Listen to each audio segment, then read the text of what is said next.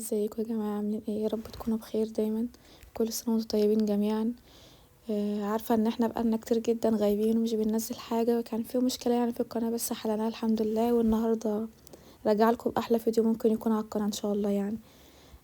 فيديو رحلة العمرة. الحمد لله الفترة اللي فاتت دي ربنا يعني أنعم علينا ان احنا رحنا نعمل عمرة، فكنت وثقنا يعني شوية فيديوهات كده، فحابة ان انا اوريكم يعني حاجات بسيطة من اللي احنا حضرناها يعني ان شاء الله.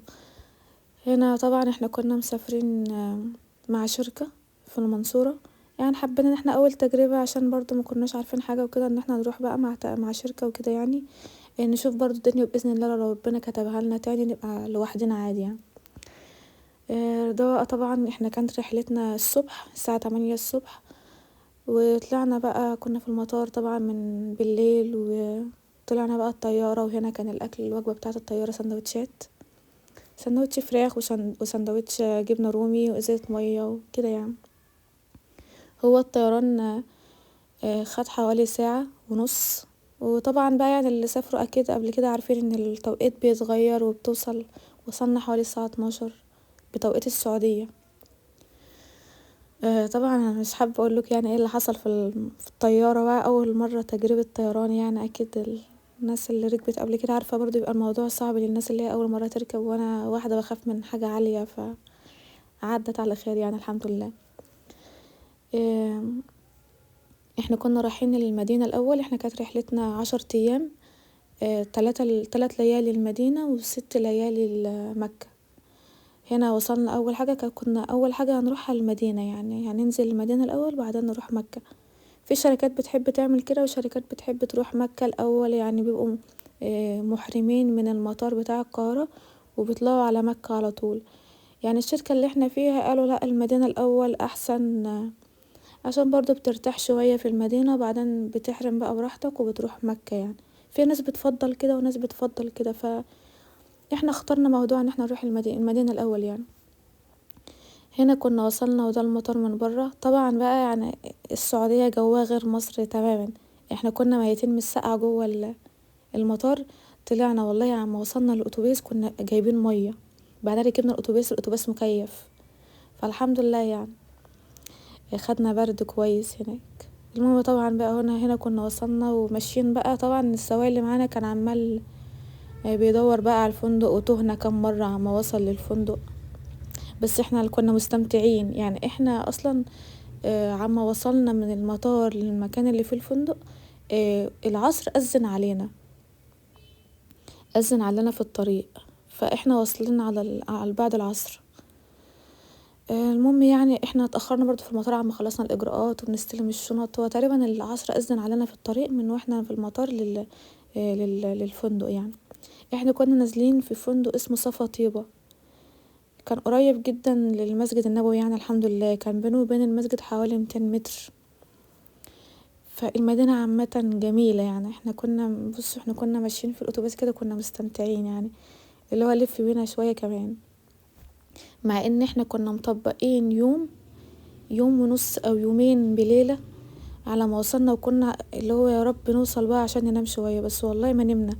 احنا وصلنا واستلمنا الغرف، غيرنا هدومنا والشنط لسه زي ما هي مقفولة، وغيرنا وقلنا ننزل على طول بصراحة.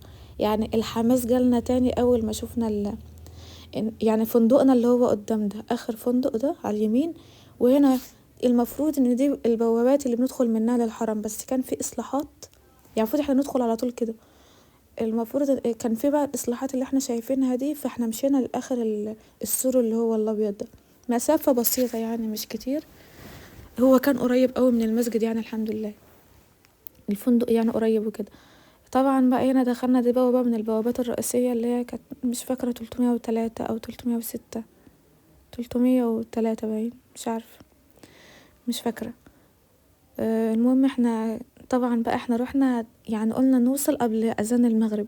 كناش طبعا بقى عارفين ان في الزحمة الجامدة اللي هنشوفها والموضوع كان ايه وكده. فالحمد لله يعني احنا هنا وصلنا، وكنا بقى بصراحة مبسوطين قوي يعني. يعني ربنا يرزقكم يا رب، ويرزق اي حد بيسمعني لو ما راحش قبل كده، ربنا يكتب لكم الزيارة يا رب. هنا وصلنا طبعا المسجد النبوي بقى. احنا قعدنا فيه قد ما قعدنا 3 ايام، احنا تقريبا ما مشيناش فيه الا في جزء صغير قوي، هو ما شاء الله مساحة مهولة يعني. ويعني لما عرفنا مكان بقينا بنروح عليه كل يوم نصلي. انا لما روحت اصلا عشان اصلي المغرب، انا فضلت جيت ادخل من المسجد، قالوا لا خلاص اتملى، وبيحطوا بقى شريط وسور كده ان خلاص ممنوع اصلي في الاماكن اللي هي في الساحات.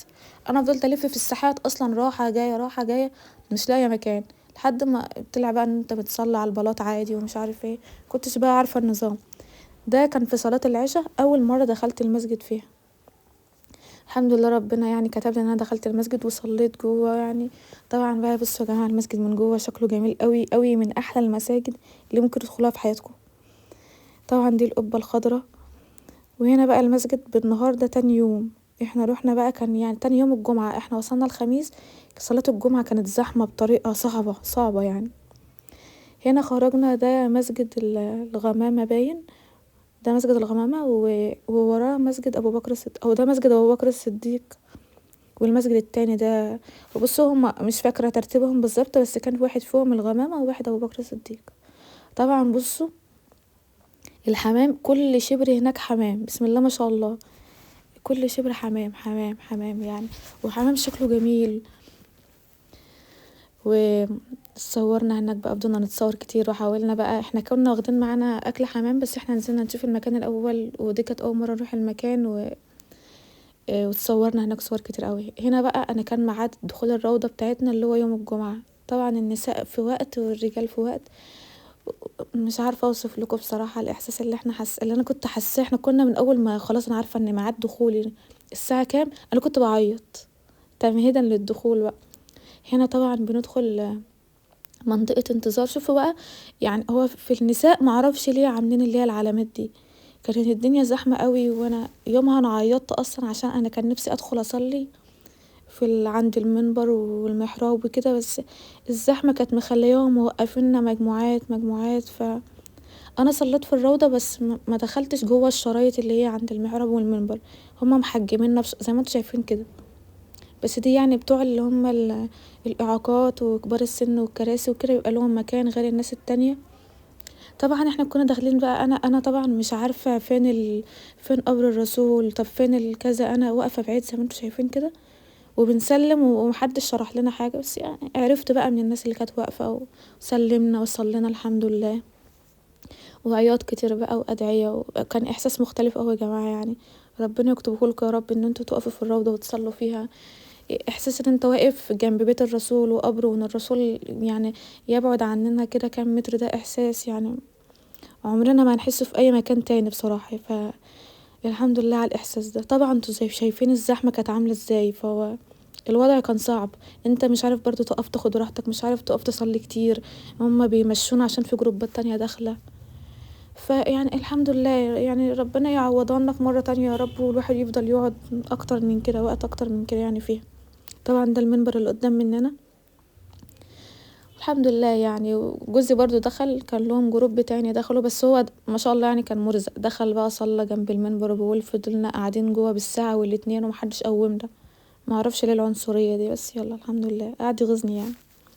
هنا بقى كنا تاني يوم المفروض ان احنا رايحين اسمها ايه، المناطق بقى اللي هي المزارات، المزارات بتاعة المدينة. روحنا مسجد قباء، والحمد لله ربنا رزقنا ان احنا نصلي في مسجد قباء. طبعا فضل الصلاة في مسجد قباء معروف يعني، اللي هو من توضأ وذهب فصلى ركعتين في مسجد قباء كأجر، حسبت له كأجر عمرة، كأجر عمرة تم يعني زي ما الرسول قال. فالحمد لله ربنا كتبها لنا، وربنا يكتبها لكم جميعا يا رب. طبعا المسجد تحفة فنية يعني، كبير جدا، ويعني الوانه هاديه وبسيطه قوي وجميل يعني. طبعا النساء مكان برضو، والرجال مكان، هو المسجد كبير جدا. والزحمه برضو زي ما انتوا شايفين. احنا بقى كنا بنتحرك جروب مع بعض يعني، فكنا مع بعض طلعنا صلينا واتجمعنا تاني في المكان اللي احنا كنا متفقين عليه. طبعا صورنا شويه فيديوهات وصور تذكاريه كده. وطبعا بقى المشرف ده الاستاذ ابراهيم، يعني بسم الله ما شاء الله يعني. بصوا يا جماعه، هو الشركه دي لو انا هتكلم عليها في فيديو تاني لوحدها يعني. كانت من نعم ربنا الكبير علينا برضو ان ربنا رزقنا بشركه محترمه، كانت كويسه قوي قوي معانا يعني الحمد لله. كان دايما بيفضل يشرح لنا بقى فضل المزارات دي، وايه كل مكان، وايه قصته، وايه الحاجات اللي حصلت فيه.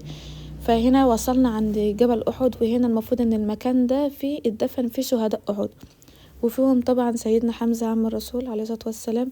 فبصوا انا يعني اللي بيتفرج غير اللي حضر، غير اللي حس بالاحساس اللي انت واقف قدام. يعني هنا مدفون صحابة، وهنا حصلت معركة، وهنا الرسول كان موجود، وهنا جبل أحد. فجبل أحد والمنطقة بتاعة أحد هتفضل لها جوايا كده إحساس غريب خاص بها لوحدها. ربنا يرزقكم برضو يعني جميعا إن شاء الله.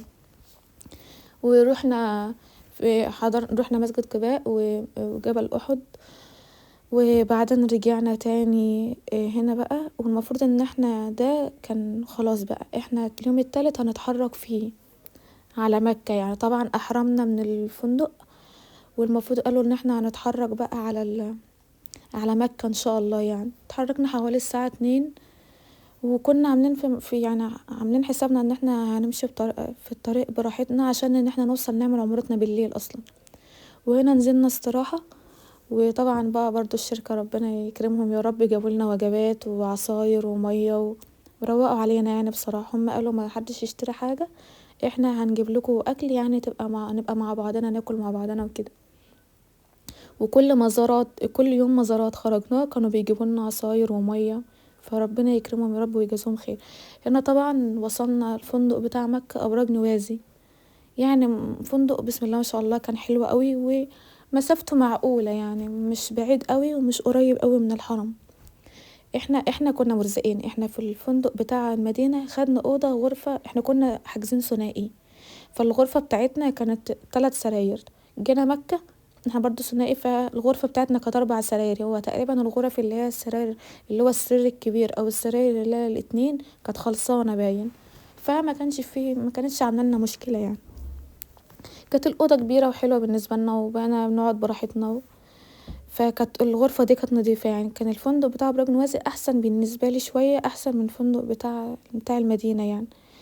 المهم هنا وصلنا واستريحنا شوية، وبعدين الحمد لله يعني قالوا خلاص هنتجمع الساعة 2 بالليل، ورحنا الحمد لله مكة بقى. وما أدراكم مع النظر للكعبة لأول مرة، وما أدراكم مع إحساس إن أنت بتبقى يعني أنت مش مصدق اللي كنت بتفرج عليها في التلفزيون من كام ساعة، وقفت قدامها. أو الدعوة اللي أنا بقالي سنين بدعيها استجابت، ووقفت في المكان ده. مهما الصور أو الفيديوهات بتشوفوها، إحساس يا جماعة يعني ربنا يرزق كل مشتاق فعلا يا رب. يعني الحمد لله إن هو استجاب لنا، وإن هو رزقنا بالزيارة دي. طبعا عملنا العمرة والدنيا زحمة جدا جدا الفترة دي. السنة دي بسم الله ما شاء الله الزحمة في مكة والمدينة صعبة جدا، بس الحمد لله احنا كنا الساعة 2-3 بالليل، فكانت الموضوع الحمد لله يعني. هنا طبعا خلصنا الطواف، وبعدين جينا عند الصفا والمروة عشان نبدأ السعي. يعني طبعا الناس اللي عارفة اللي هو عند النور الأخضر ده بيحصل فيها رولة للرجال بس، يعني اللي قادر بيجري، واللي مش قادر عادي بيمشي. والحمد لله ان احنا خلصنا. احنا صلينا الفجر واحنا في الصفا والمروة، صلينا الفجر وكملنا سعي، وبعدين خلاص الحمد لله تمينا عمرتنا الحمد لله. وطلعنا برا كنا مستنيين بقية الجروب بتاعنا يتجمع يعني. وهنا وصلنا الفندق قالوا ان احنا الرجال عادي بتحلق في الفندق. فهنا محمود الحمد لله تحلل من العمرة بتاعته وحلق. يعني هو قصر، يعني هو كده يعتبر قصر ما حلقش. وهنا تاني يوم رحنا المزارات بتاعة مكة. طبعا رحنا منطقة عرفات وجبل الرحمة، المنطقة بتاعة الحج طبعا. يعني كان لها احساس برضو مختلف اوي، احساس ان احنا يعني كنا عمالين ندعي ان ربنا يكتب لنا الحج يا رب، وان احنا نقف هنا مع الحجاج. طبعا زحمة جدا زي ما انتم شايفين، يعني تقريبا كل الناس اللي كانت في مكة كانت جاية اليوم ده. بيجوا كل يوم ناس كتير بتيجي المزارات يعني. وهنا طبعا بقى فضلنا ماشيين، رحنا عند منى ورحنا المزدلفة ومشينا الخطوات بتاعة الحج كلها. وطبعا هنا الخيم اللي الحجاج بيفضلوا فيها ايام الحج يعني شفناها من عرفات لحد مسافة كبيرة قوي، عاملين لهم الخيم دي وبيظبطوا فيها من دلوقتي للحج. وهنا طبعا البعيد ده اللي هو القبة اللي هي المدورة الكام دور دي، ده مكان رمي الجمرات. طبعا احنا كنا ماشيين بقى المشرف عمال يشرح لنا، يعني احنا برضو ما كناش نعرف. فهو قاعد يقول لنا بقى بصوا كل دي خيام بتبقى للحجاج ايام الحج بيقعدوا فيها، وفيها تكييفات لانهم بيباتوا باين يوم بيباتوا في ميناء او مزدلفة حاجة زي كده. وبقى المكان الكبير اللي هو كبير قوي ده، ايوه ده بيطلعوا فيه بقى بيرموا فيه الجمرات يعني. ربنا يوعدنا يا رب ويرزقنا احنا واياكم يا رب حجا يا رب. ف كان الواحد حاسس باحساس حلو قوي بصراحه وهو ماشي وعمال. كنت بحسد الحجاج من وقتها يعني. احنا يعني الحجاج بقى يعني ربنا يكمل لهم على خير يا رب ويرزقنا. ف مسافة بسم الله ما شاء الله يعني. وبصوا احنا على ان كنت ده مثلا كان على شمالي، على يميني نفس الكلام، كمية خيام بسم الله ما شاء الله كتير قوي قوي يعني. فانا طبعا كنا رحنا يوم تاني عشان ندخل بقى عند الكعبة، لان احنا يوم العمرة احنا بصراحة يا جماعة ملحقناش نستمتع خالص يعني. احنا خلصنا وجرينا عشان نخلص السعي فملحقناش. وطبعا يعني اللي عارفين ان احنا ما نقدرش ندخل عند الكعبة الا بلبس الاحرام للرجال يعني. فانا طبعا مش هدخل لوحدي، فرجعنا يعني جوزي رجع لبس تاني طقم الاحرام ودخلنا وطلعنا بقى الفجر وتصورنا مع الحمام. وده طبعا المسجد الحرام من جوه مساحة بسم الله ما شاء الله يعني. وله احساس كده جوه الواحد يعني. طبعا بصوا احنا كنا بنبقى قاعدين في المسجد، الحمام بيفضل يدخل علينا ويدخل يطير في المسجد، وتلاقيه تبقى قاعد تلاقي الحمام ماشي على السجاد جنبك. يعني الحمد لله. هنا بقى كنا بنودع خلاص يعني، بنودع مكة. كنا احنا هنا خلاص يعني لابسين شنطنا واحنا خلاص خلينا الغرف وسلمنا الغرف ونزلنا. كان ميعادنا الساعة 8 بالليل نتحرك ونروح المطار. طيارتنا كانت الساعة 1 بالليل، فاحنا من الساعة 12 مسلمين وفضلنا قاعدين بقى. رحنا صلينا ورجعنا، وطبعا ركبنا الطيارة وكنا هنا في جدة. فالحمد لله وصلنا بالسلامة. وهرجع تاني اقول يا رب يرزقنا واياكم يا رب زيارة تانية، ويرزق كل مشتاق يا رب العالمين. المهم يعني ان كان عجبكم الفيديو اضغطوا لايك واشتراك في القناة، وانتظرونا ان شاء الله. ربنا يعيننا كده ان احنا الفترة الجاية نقدر ننزل لكم فيديوهات تانية ونرجع نستمر تاني ان احنا ننشر فيديوهات.